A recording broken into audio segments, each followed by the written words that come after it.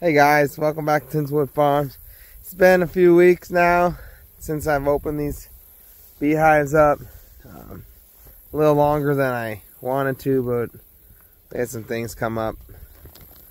So let's go ahead and dive right in. Let's look at the hive that is weaker and it's still at one box, and we're just not getting to the point where I want it. So we're gonna open it up and see what it looks like.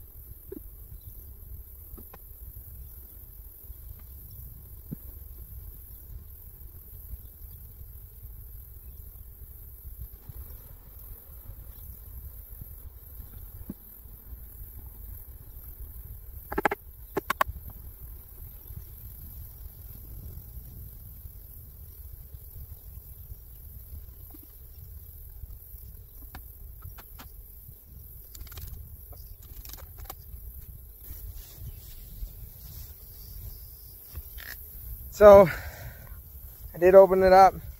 I ended up taking the feeder out just because they're really not eating from it anymore. So I'm just gonna take it out and put some frames in, and then there's that. It's actually looking a lot better than I thought it was doing. We got probably about a frame and a half of just brood in there, which is really good considering that this is a weaker hive. And I do believe I found the queen in there. She's kind of buried in there, but so that is also a good sign. So from right now, we're just gonna let this go, and in a couple of weeks we're gonna see what happens next.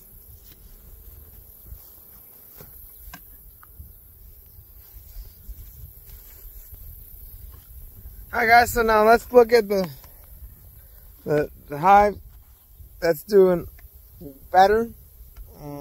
Again, like I said, it's been a few weeks. I've been meaning to get out here last weekend, but it just didn't work out. So let's go ahead and open this one up.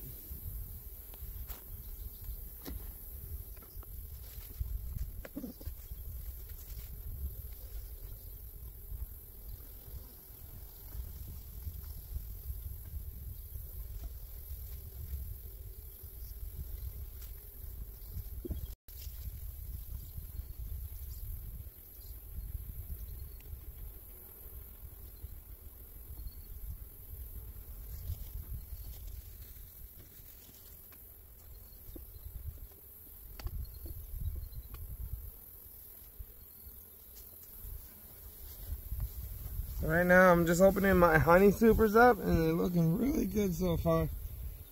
Look like some of them's already being capped. Now, like I said before,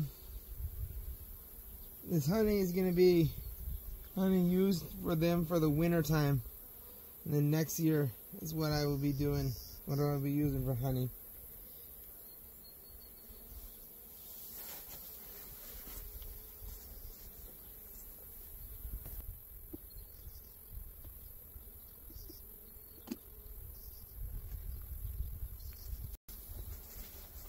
Again, this one's almost, all they really got to do is cap the rest of it, and then it's good to go for them. The medium supers, one frame, I would say is at least 3 or 4 pounds. After it's all full of honey and whatnot. And I mean, these are pretty heavy, so that's a good size.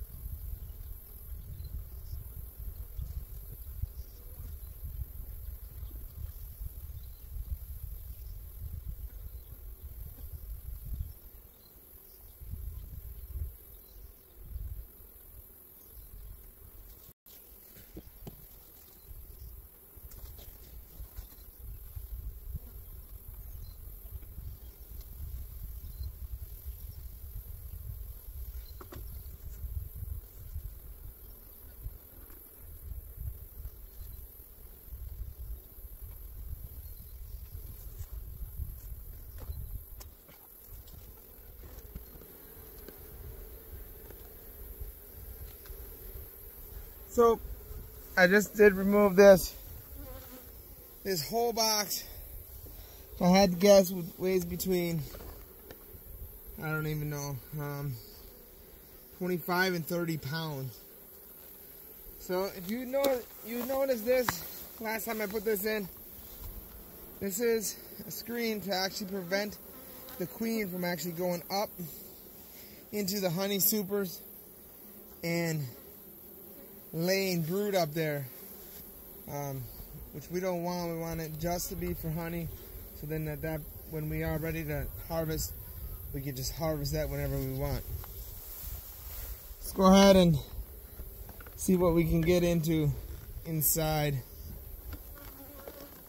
the hive where the queen is.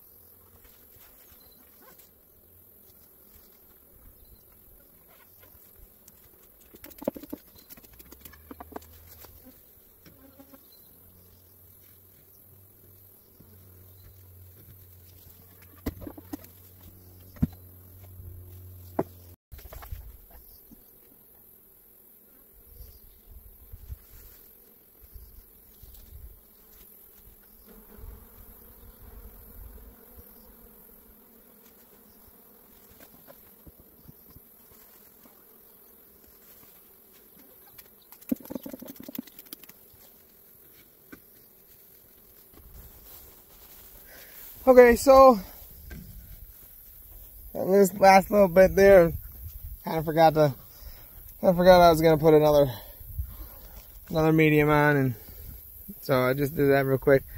So right now it seems like they're making more honey than it is brood. I'm not 100% sure why. So if you do know, let me know. The bottom brood box is about 90% full of brood. And the top brood box is about 75% straight honey. So I did put another honey box on because the top honey box is getting there. It's getting full. We did have a question a couple weeks ago about why we use the ratchet straps on the boxes. And right now I'm just going to tell you that it is because we don't want any unwanted animals getting into it. We do have a lot of raccoons around here, and that's one of the reasons why I did it that way. And then the tables, the stands, they are about 2 feet tall, which when I built them, I was not expecting them to be that tall, so the next couple that I do are not going to be as tall as those. But again, you want your hives at least 18 inches off the ground. And I know some people say put them on a pallet, do this. And again, having 18 inches off the ground, that just makes sure that no other animals can get into them. So, and if an animal does try to get into the entryway there, it has to stand up, and then the bees will come out and sting the belly of either the raccoon or the skunk or whatever is trying to really get in. So that is the based on that. Those two things.